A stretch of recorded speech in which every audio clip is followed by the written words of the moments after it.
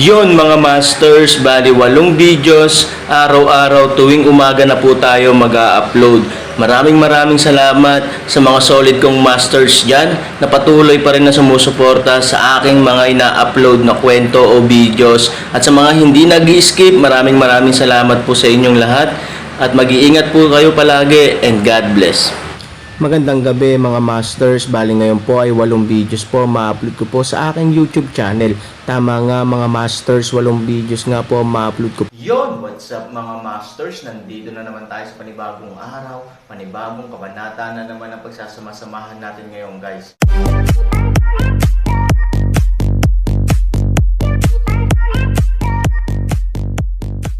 Bali mga masters, kung bago ka pa lang po sa aking YouTube channel, please click the subscribe button, lalong-lalo na po yung notification bell guys, para maging connected pa rin tayo sa isa't isa at maging updated kayo sa mga susunod ko pang video. Bali mga masters, bago natin umpisahan ng kwento ay mag-shoutout po muna tayo para sa mga solid nating tagapakinig. Shoutout kay Aristo Mariano at shoutout kay Robert Tolentino. Yun na nga mga masters, no? Bali hindi na ito patagalin. In 3, 2, 1, let's go!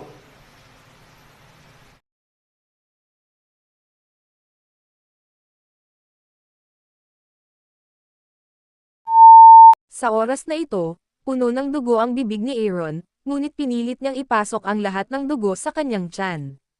Ang malakas na suporta ay palaging malakas na suporta. Ang paggamit ng pangoaks ay nagpulalo pa sa kanyang katawan, at mahirap hanapin ang mabigat na pasanin. Ngunit sa pagbabalik tanaw sa Wanjon na muling sumalakay at sa grupo ng mga disipulo ng Yaoshen Pavilion sa itaas na hangin ng Nile Istmo, ang Aaron ay walang pagpipilian. Galit na mata tumitig, ngunit magiging buhay Magic Gate 3 anak na titig paulit-ulit pabalik, ang pakiramdam ng takot doon mula sa puso, 3 tao nang hindi inaasahan sa parehong oras hindi mula sa likod ng ilang metro. Sa oras na ito, pinilit ni Aaron si Taisho Shenbu na maging isang mirage at pumunta sa mga alagad ng Yaoshen Pavilion. Tigilan mo siya para sa akin. Si Wang Wanzi ay nagbigay ng malakas na inumin.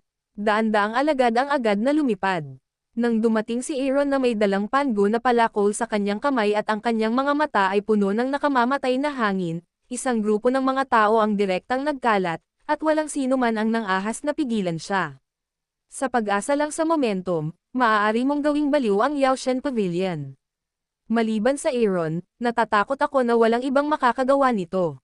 Ang nihilism ay nasa himpapawid. Tumingin si Ye Guocheng kay Aaron na nagmamadali gamit ang palakol ng pango.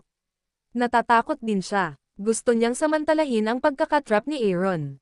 Kinukuha niya ang mga tao upang kopyahin ang nihilism at ibalik ang kanyang sariling mga tagumpay sa pakikipaglaban.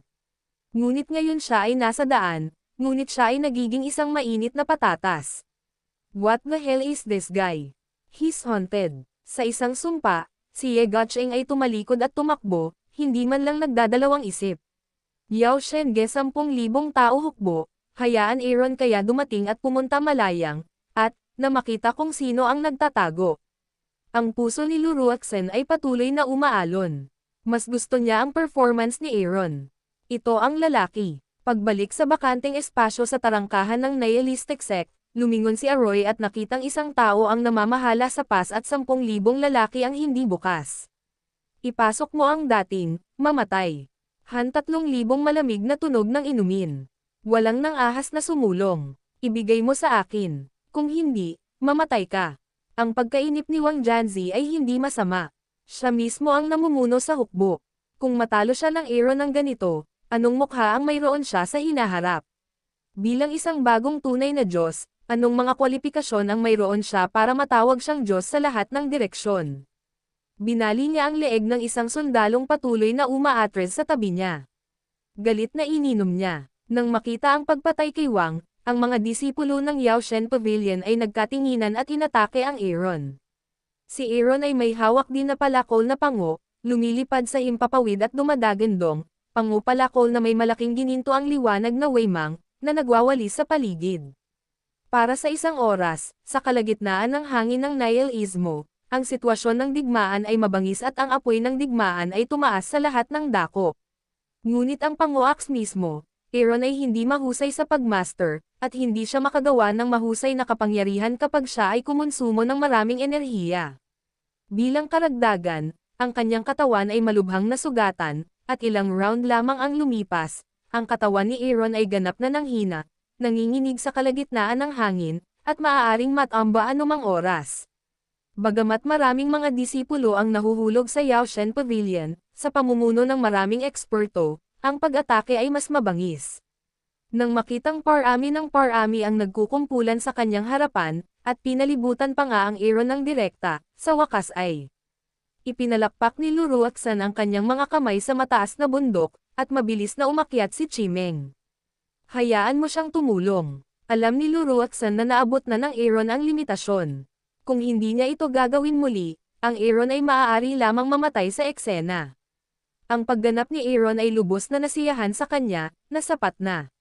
Ngunit nang si Chimeng ay handa nang bumaba, biglang sumimangot si Luruaksan at tumingin sa hangin, anong ginagawa niya? Tumingin si Chimeng gamit ang mga mata ni Luruaksan, nakita lamang ang Aaron na napapalibutan ng mabigat na hangin, biglang pumalakpak ang kanyang kamay sa kanyang dibdib, isang subo ng dugo ang biglang bumulwak mula sa kanyang bibig. Siya ba ay baliw? Self-harm. Si Chimeng ay labis ding nataranta. Si Luruaksan ay tahimik. Kahit matalino si Bing Zuming, hindi niya alam kung ano ang gusto ng Aaron sa ngayon. Hindi ba't gusto niyang mapatay ng mga mandurumog na ito, kaya mas gugustuhin niyang magpakamatay kaysa protektahan ang kanyang integridad. Kakaibang paraan ni Chimeng. Umiling si Luruaksan. Hindi niya alam. Ngunit hindi nagtagal, ang dalawang utusan ay manhid. Matapos ibuga ni Aaron ang dugo sa kanyang bibig, bigla siyang gumalaw sa kanyang kamay at naubos ang kanyang huling lakas para ibuga ng diretso ang lahat ng ibinuga ng dugo. Ang malaking subo ng dugo na iyon, direkta sa hindi mabilang na mga patak, ay direktang umaatake sa pagkubkob mula sa mga tao ng gamot na God Pavilion. Sa mga hukbo, isang grupo ng mga tao ang nagtataka tungkol sa pagsira sa sarili ni Aaron. Nagtataka na lang sila na bigla niyang pinutol ang dugo sa mga patak ng dugo, at umuulan. Hindi ba handang iyuko ng lalaking ito ang kanyang ulo bago siya mamatay? Para insultuhan sila sa ganitong paraan. Ngunit sa sumunod na segundo, tulad ng amo at tagapaglingkod ni Luruaksan, lahat sila ay natigilan. Halos baog ang ulan na parang dugo sa dinadaanan. Ang mga nabahira ng dugo ay biglang nagiging anino ng dugo sa isang iglap. May halong dugo ng Aaron, ito ay namumuo sa isang ambon ng dugo sa hangin. Ito ay maganda at kakaiba. Damit nang makita ang eksena sa himpapawid at ang kumpanya ng libu-libong tao, si Wang Wenji ay binugbog ng madugong ulan ng Han Trinity sa isang iglap. Nagulat ang buong tao at napag-alitan. Ang lahat ng mga tao sa likod ni Wang Janzi ay hindi maiwasang umatras. What the hell, nakilala nila? Hindi ito tao. Ito ang Reaper ng kamatayan. Ibinuka rin nina Luruaksan at Chimeng ang kanilang mga bibig sa ganap na pagkagulat sa oras na ito. Natigilan si Luruaksan at biglang gumalaw ang kanyang puso, lalo na si Luruaksan, marami na siyang nakitang eksperto, at sa palagay niya ay binibigyang halaga niya ang Aaron. Kung hindi, hindi niya mabibigyang halaga ang Aaron. Alam mo, para kay Luruaksan, na may mataas na paningin, not to mention being valued, sobrang proud na hindi siya minamaliit. Maaari Aaron, muli at muli upang i-refresh ang kanyang mga inaasahan sa kanya, muli at muli upang gawin ang kanyang kahit na siya naisip imposibleng sorpresa. Kahit malamig siya at mayabang, hindi niya maiwasang makumbinsi sa katapangan ng Aaron. Chimeng, iligtas mo siya kahit anong mangyari. Ang napakarilag na mukha ni Luruaksan ay may bakas ng kagalakan at hindi mahahalata na paghanga, tahimik na sinabi kay Chimeng. Si Chimeng ay nakalubog pa rin sa malaking pagkabigla na hatid ng Aaron. Hindi pa siya nakakita ng ganoong paraan ng pagpatay ng mga tao, isang subo lang ng dugo, ngunit libo-libong tao ang maaaring mailibing kasama niya, na nagpapanik sa kanya. Ang mas ikinagulat niya ay naisip niya na sa tulong ni Luruaksan, madali niyang madudurog ang Aaron sa pamamagitan ng paggamit ng qualitative leap. Ngunit saan niya inaasahan na ang Aaron ay lalago sa ganoong estado? Noong huling lumaban siya sa bulwagan ng Kishan, hindi siya ang kanyang kalaban. Ngayon, natatakot ako na hindi rin siya ang kanyang kalaban. Paano magiging napakalakas ng lalaking ito? Chima naginip lihim puso, Sa kabutihang palad lukong korlikod baguhin ang kanyang isip, hayaan ang sarili huwag sahan 3,000, kung hindi, ngayon ng sarili, ako ay natatakot na namatay sa kanyang kamay. Anong ginagawa mo? Sa pagtingin sa katawan ni Aaron na bumagsak mula sa himpapawid, si Luruxen ay natuwa. Ah, oo, utos ni Chimeng at mabilis na umatras. Sa oras na ito, bagamat labis na nabigla si Wang Janzi sa Aaron, nakita niya na ang Aaron ay nahulog mula sa hangin at mabilis na naaninag ito. Mabilis siyang nagpadala ng isang tao upang hulihin ang Aaron. Ngunit ang isang grupo ng mga alagad ng medisina ng Diyos, kabilang si Ye Guocheng at lahat ng iba pang mga eksperto, ay ganap na nabasag ng hamog ng dugo ni Han 3,000, at hindi sila gumaling kahit sandali. Kapag handa ka ng sumugod pababa, umuungol, biglang tumunog ang dagandong ng mga hayop, at isang liwanag at anino ang lumutang. Ang katawan ni Aaron ay inalis ng liwanag at anino, naging streamer, at mabilis na lumipad sa malayo. Natigilan ang karamihan. Habulin pa lang nila, may narinig silang dagandong. Umuungol. Isang mas malaking streamer ang biglang kumislap, at pagkatapos ay naramdaman ng lahat na biglang itim ang ilaw sa harapan nila. Pagtingala, isang malaking bagay ang biglang tumayo sa harap ng lahat at hamarang sa mukha ng lahat. Ang mga kuko tulad ng isang kutsilyo, pabalik sa isang pares ng malalaking pakpak, walang tigil na marangal, ito ay Datianlo. Isang grupo ng mga tao ang nagulat sa biglang higanteng ito. Dam, Tianluho. Ang bagay na ito. Paano narito ang bagay na ito? Dam, paano narito ang haring ito ng hilaga? Nagkatinginan ang lahat, at walang nang ahas na lumapit kahit saglit. Dam, bakit marami sa atin ang natatakot dito? Mabuti na tanggapin siya bilang isang kakaibang hayop. Patayin si Aaron at kunin ang isang sinaunang palakol sa paraang. Hindi ko alam kung sino ang sumigaw sa karamihan, at ilang eksperto ang sumalakay kay Tianlo.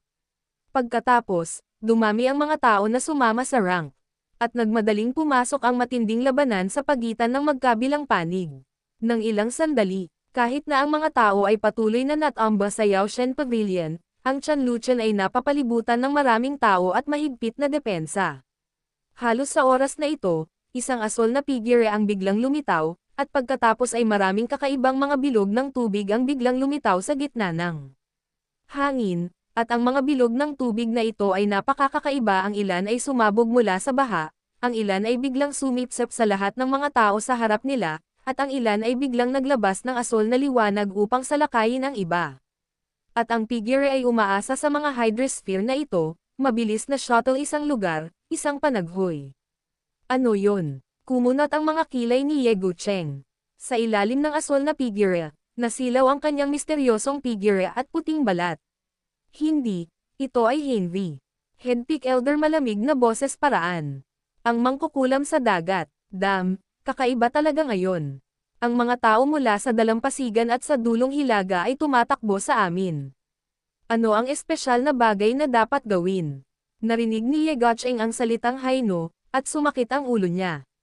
Isang kumpletong lahat ng Tianlo ay may sapat na problema, bigla at pahilig na pinatay ang isang sea-girl. Hindi ako natatakot na hindi ko ito kayang harapin. Natatakot akong maantala ang pagkuha ng Aaron. Kahit magkano, magsama ka ng mga tao at sundan mo ako ng Aaron. Pagod na si Ye Guocheng sa pag-ungol, hinayla ang Headpick Elder, binabati ang isang grupo ng mga tao na umalis sa larangan ng digmaan upang habulin ang Aaron. Ngunit umikot ang ilaw at biglang lumitaw ang isang bilog ng tubig sa kanyang harapan. Sa oras na ito, si Aaron ay humantong sa nihilismo ni Liu Guang. Ang kanyang katawan, nakahanga-hanga ay ang maliit na Tianlo Chen na umalis sa simula. Sa oras na ito, bahagyang lumiliko ang ilaw sa kanyang katawan, sinusubukang gamutin ang Aaron. Ngunit kalahati lang ng distansya mula sa bulwagan, isang figure ang biglang lumitaw sa harap ng isang tao at isang hayop, walang silbi. Masyado siyang nasugatan para gumaling sa loob ng ilang buwan. Yun na nga mga masters, no? Bali panibagong kabanata na naman yung natapos natin ngayong gabi. Muli, maraming salamat po.